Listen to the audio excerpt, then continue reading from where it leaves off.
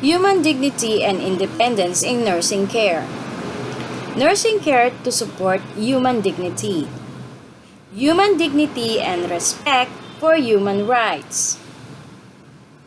Nursing care profession is a specialist profession that provides support to the people who have difficulties in daily living due to age and disability to enable them to continue their usual lifestyle.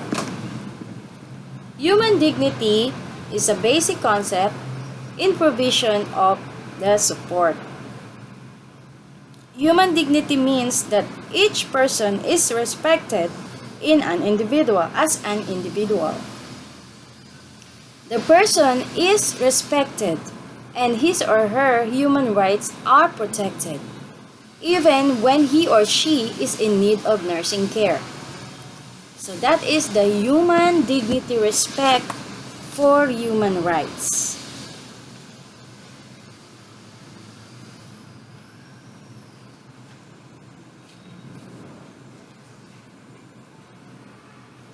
Human dignity and respect for human rights. We have number 1, nursing care. Number 2, human dignity. Number 3,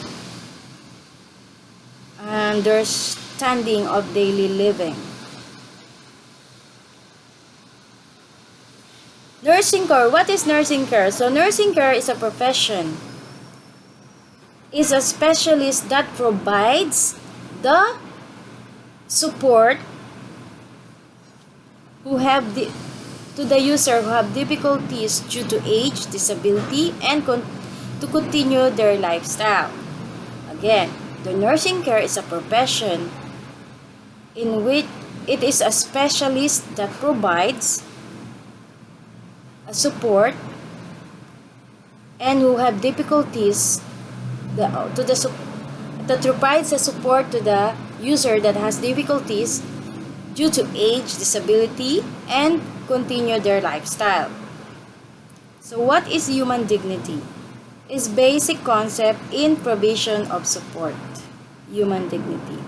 Human dignity means each person is respected as individuals. Understanding of daily living. Okay.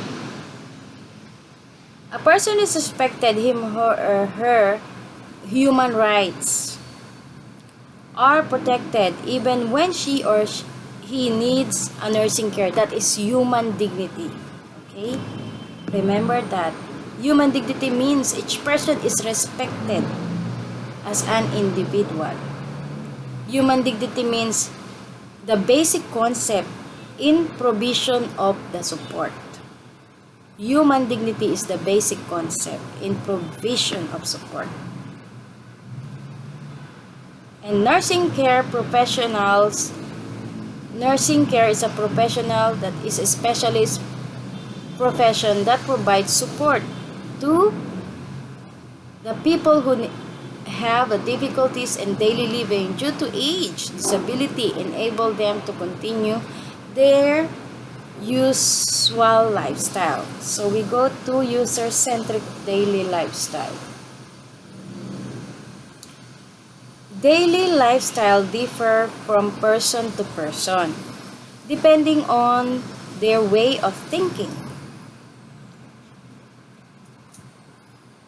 and habits. Even if the person is in need of nursing care, it is the user, him or herself, who takes the lead in the daily living, considering how the user wants to live, respecting him or her way of living and thinking, and providing support to help him or her to live his or her usual life and basic of nursing care.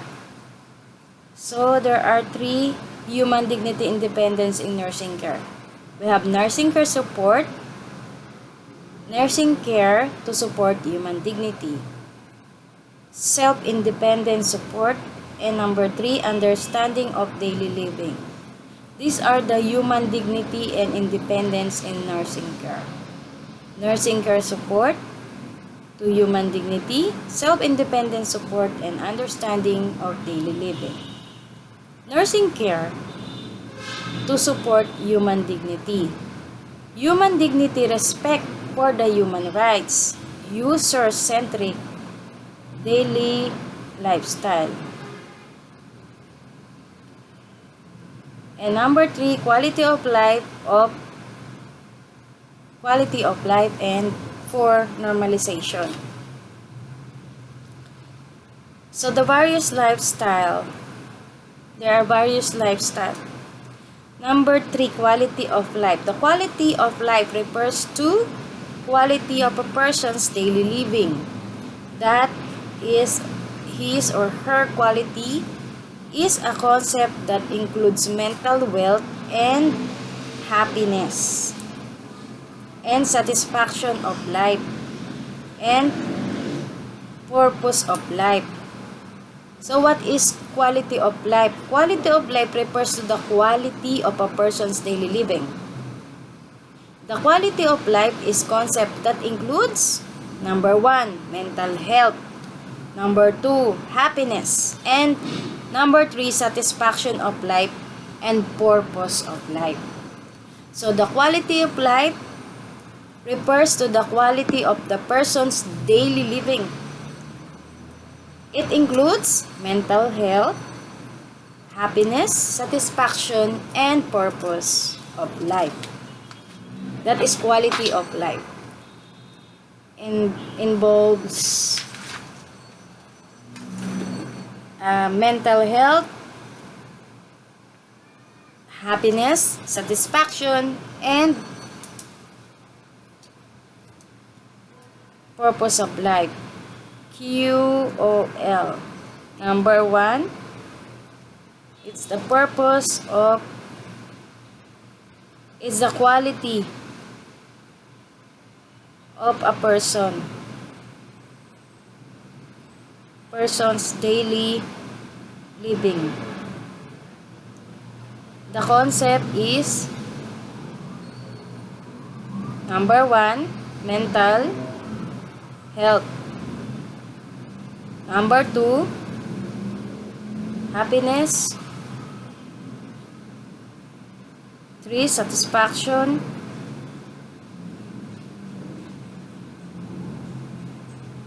And 4, purpose of life. QOL, quality of life, mental health, happiness, satisfaction, and purpose of life is the concept. Normalization. Normalization is a concept that refers to people with disability.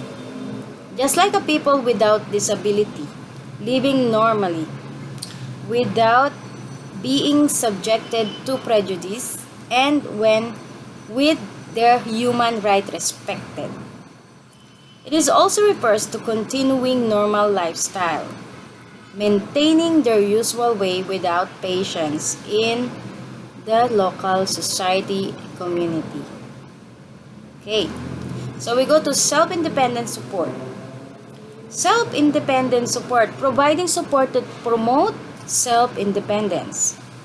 We have 2 key words. Number 1, self-independent support and respect the user. Okay. This is our providing support to promote self-independence. Respect the user and providing support to the user. Respect the user and providing support to the user. So, self-independence and respecting the user. Number 1, self-independence refers to the provision of support to the user to enable him or her to live his or her usual life after selecting and deciding on the life she wants to live. Not only support related to moving, dressing, and physical movement, but also support appropriate to his or her capabilities are provided. Number 2, respecting the user's concept of values and what he or she is particular about. Support is provided to increase a number of he or she can do at his or her own will and with his or her own ability to give him or her a sense of accomplishment. So respecting the user's concept of values, okay? Support is provided to increase the number. Okay, so that is the respecting the user by give him the will or ability to give him the sense of accomplishment. We have number 2, self-choice and self-determination. It is the user him or himself to take the lead in daily living. He will decide how he wants to do something according to his or her values and the way he or she has lived so far. There are two kinds of independence. We have physical and mental independence. Even when he or she is in need of nursing care, she or he will independently choose and decide the style and method of daily living so that he or she can live herself her usual life. Example, which clothes do you want to wear? The care worker asks the user. I think I will wear the sweater. Let's go to understanding of daily living. What are the activities of daily living? Activities of daily living differ depending on the country's culture and custom. There is a variety of lifestyle depending on the will and the values of people in what they are particular about. People wake up in the morning, change clothes, wash their face, have meals to go to the bathroom, take a bath, engage in recreational activities, and go to the bed. In the rhythm of life. For example, in the morning they wake up, they change clothes, and then go for walking. After that, they take a meal, have a tea time, take a bath, and sleep. The person's state of health, house, ability to do housework, family, community, and society are all related to his or her life. Everyday life support provided by care worker. We will, with full understanding of user's way of living, care worker supports the user in living his or her usual life. A person tends to become passive in the way she thinks and acts when she is in the need of nursing care. A nurse worker works to encourage the will of the user. So that is part 1.